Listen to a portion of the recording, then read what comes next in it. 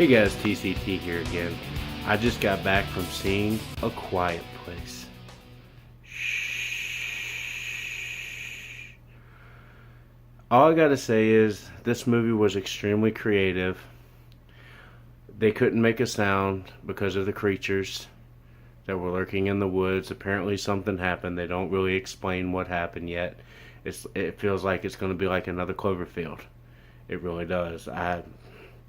I'm hoping we get more, but I hope they don't go the route Cloverfield did and just ruin the whole franchise. But I do have promise for this. Some very clever film editing. Whoever did the musical score, thank you. Because the silence was just overbearing in this movie. But it wasn't silent throughout the entire thing. But I think the main thing coming from this film is that you still can make scary movies while having a good time with it. It wasn't as scary as I thought it was going to be. Not really. It could have been a lot scarier, but I'm glad they went with the pace that they did because it matched really well. It really matched the feel of the movie. You have a wife, you have a husband, you have what is to be described as three kids at the beginning until spoiler alert. Sorry, a spoiler alert. Until one of them is taken because he's so young he doesn't know not to play with a toy and it makes sound. So they lose one kid at the beginning of the film. And they fast forward. They go by days instead of months or years or anything. Days, it makes it seem a little bit more terrifying, I guess. 480 something days make it seem a little bit more terrifying. But they do that. Come to find out the mother's pregnant again, which it causes problems because babies make noise. Great idea for when the mother has a birth because they have to speak in sign language to have lights around the compound that she can flip a switch that will change the color to red when she's going into labor. But there's so many things going on at the end of this movie that it's hard to get a grasp of, okay, she's doing this, but they're off doing this, so how do they know in time? There was one moment in particular that I didn't like, and that was after she has the baby, and this is a spoiler alert again, after she has the baby, the basement is leaking, and there is a waterfall, coming down through the floor, and they explain in the movie when the father takes his son, who's scared to death, under a waterfall, that they can talk because a louder noise can be better to use than a smaller noise. If there's a louder noise around, you can talk. You can make a smaller noise. You'll be safe. So she went under the little waterfall where the water was coming through the floor, and she took the baby underneath with because this thing is like blind. It's like an alienish type thing. It's blind. It's got claws. It's got body armor. And it's we've come to find out it's really sensitive to high pitched frequencies, which is not really a surprise. But the part I didn't like is when they cut from like the thing was like right up in her face, and she's like shaking with the baby, and it cuts to the kids and the father, and that, and when it comes back, it shows her in another room. Going into another room, looking at security cameras that they had set up around the compound. It's like, wait.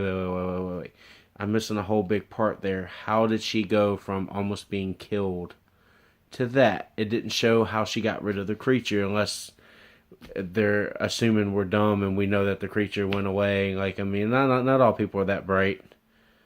I mean, I might know because I sit there and think about that kind of stuff, but people were in there like going, huh? How did she get out of that? I heard people literally whispering how she get out of that. It's a great theatrical experience too because you can hear everything in the theater. Coughing, chewing, drinking, slurping, sneezing, even whispering. You can hear everything going on in it. So, what do I give A Quiet Place? Not a bad film. Very creative, and I think it could have been a little bit more scary. It really could have been a little bit more scary. It was scary enough. It was scary enough to grab my attention to want a sequel to where it's more terrifying. But I think where it failed a little bit was they showed the creature a lot towards the end, so that way you kind of see what it is. It was more scary when you didn't see the creature; you just saw like a brush in the trees. It was really scary then. Then when you see the creature, you're like, oh, I've seen it now. It doesn't have that kind of effect on me. It's like what the Cloverfield monster did. But I'm going to give A Quiet Place 3.7 out of 5. That's right. I'm going to give A Quiet Place 3.7 out of 5. I thought it was good. Wasn't the best horror movie ever. It was extremely original. I will give it that. That's one of the reasons I'm going to give it a 3.7 instead of a lower rating. I was satisfied with how they used sign language. That was very well done. The cast was very well put together. I will agree with that. Whoever did the music basically saved the movie, because you got to have some kind of sound in a no sound movie, or it's going to be like how do you do that? And when that composer figures it out, and it makes for a really compelling story. It's like when they're walking on the track in the gravel, and they have sand down because they don't want to make noise. Like, yeah, you got to have like some kind of walking music. And I'm glad they put music in it, because I don't want just a completely silent film. Those are really hard to sit through. The movie felt longer than it actually was. It was only an hour and a half. Like I said, 3 out of 7, or 3 out of 5, excuse me. 3 out of 5. I would give it higher if it didn't, like I said, that one part where it cut from that woman. I'd probably give it like a 3.9. But it's getting a 3.7 because you need to explain your dislikes. And the dislike for that, it felt like things were missing, which is why I cut it down 2 points. Not 2 stars, 2 points of a star. So, 3.7 out of 5. A Quiet Place. Shh.